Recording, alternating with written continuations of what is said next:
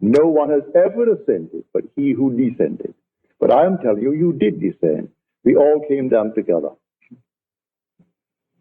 One man fell carrying all. He chose us in him before the foundation of the world.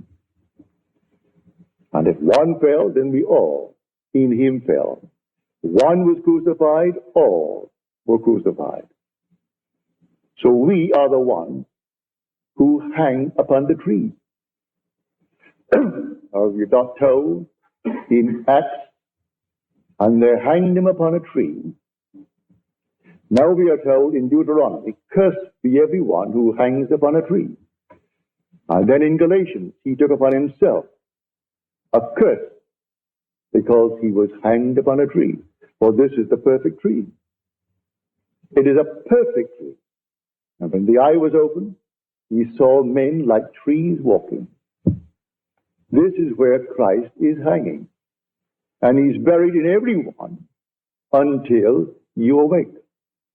And when you awake, you are the Lord and the Father of Christ.